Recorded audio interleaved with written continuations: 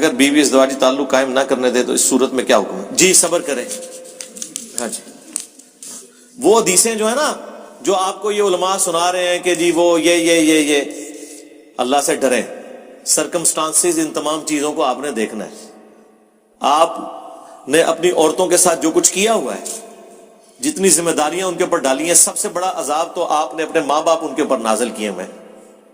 اسلام میں کہاں پہ ساس سسر کا رشتہ ہے؟ کوئی ضعیف حدیث ہی مجھے دکھا دیں. اس کے بعد آپ صرف اتنی مہربانی کیا کریں کہ وہ آپ کو اپنے ساتھ کمرے میں سونے دیتی ہیں.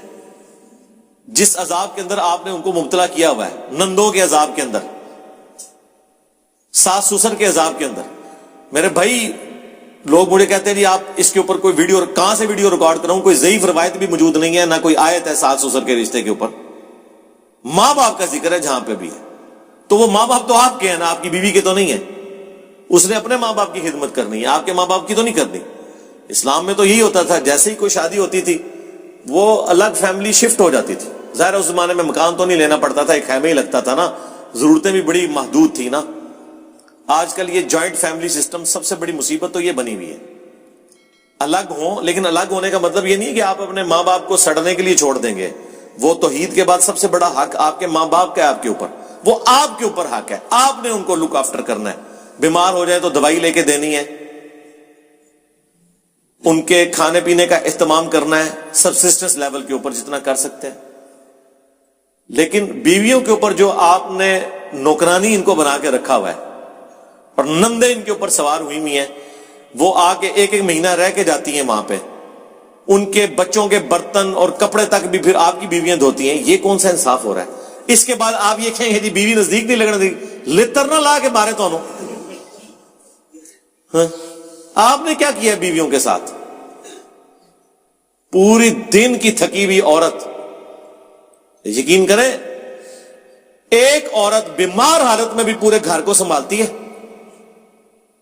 بچوں کو اسکول بھیجتی ہے، خاوند کا ناشتہ کھانا یہ سارا کپڑے سب اہتمام کرتی ہے، اور پوری فیملی مل کے ایک بیمار عورت کو نہیں سنبھال سکتی. یہ آپ فرق دیکھ لیں. تو صرف پریویلیجز نہ لیا کریں، آپ رسپانسبلٹیز بھی فیل کریں. ٹھیک ہے، ہمارے پاس تو بڑی اس طرح کی باتیں کرنے والی. رسول پاک نے مروان بن حکم کو مدینے سے کیوں نکالا تھا؟ اس کا جو والد تھا نا حکم، وہ نبی الاسلام کی نقلیں اتارا کرتا تھا. المعجم الکبیر طبرانی کے اندر موجود ہے، اور تفصیل کے ساتھ. حضرت عثمان کے چونکہ رشتہ دار تھے، وہ چچا لگتا تھا حضرت عثمان کا. حضرت ابوبکر کے زمانے میں بڑا زور لگایا کہ اس کو واپس لیں، تو حضرت ابوبکر نے کہا کہ جو گرا رسول اللہ نے لگائی ہے میں نہیں کھول سکتا. پھر حضرت عمر کے زمانے میں بھی، پھر حضرت عثمان جب خود خلیفہ بنے تو اسے واپس لے آئے. الٹا مروان کو اپنی بیٹی دے دی، یہ داماد بن گیا. پھر وہی پنجابی کا ایک محاورہ کہ اتھانا لائیاں ہوئیاں دنداں نال کھولنیاں پہندیاں نے. ہاتھوں سے لگائی ہوئی گرا پھر دانتوں سے کھولنی پڑتی ہے. یہی مروان حضرت عثمان کی شہادت کا سبب بنا. اسی کی وجہ سے مسلمان رعایا اور صحابہ کرام حضرت عثمان کے خلاف ہوئے تھے. بیسیکلی اس کی غلط پالیسیز تھیں. یہ وزیر خاص بنا ہوا تھا نا اس وقت. تو اس پہ آپ میری ایک ویڈیو دیکھ لیں، حضرت عثمان شہید کیوں ہوئے. اس میں نے اور چیزیں بھی اس کے حوالے سے بتائی. غوث کتب ابدال کے نام کس نے رکھے ہیں؟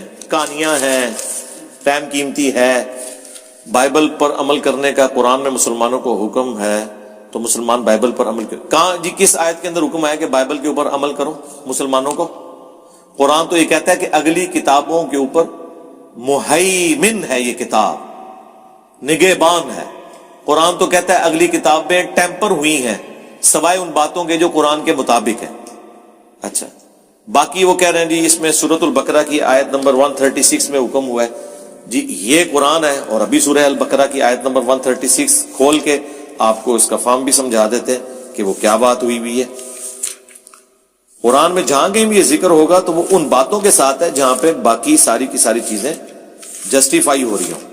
قرآن ہی بتا رہا ہے نا کہ انہوں نے چند ٹکوں کے عوض اللہ کی آیات بیچی ہیں، اپنے مرضی کے فتوے دیے ہیں، تعریف کی ہے ان کے اندر. تو اس میں تو یہ کوئی ذکر نہیں ہے. اس میں تو ہے قولوا آمنا باللہ وما انزل الینا وما انزل الی ابراہیم. یا اہل ایمان، تم مشرکین اور یہود و نصارہ کے اگینسٹ اپنے ایمان کا اظہار کرو. وہ تو چند پیغمبروں کو مانتے ہیں, بعض کا انکار کرتے ہیں. مشرکین عرب تو مانتے ہی نہیں تھے. حضرت ابراہیم کو بھی اپنے جد امجد کے طور پہ مانتے تھے, پیغمبر کے طور پہ نہیں.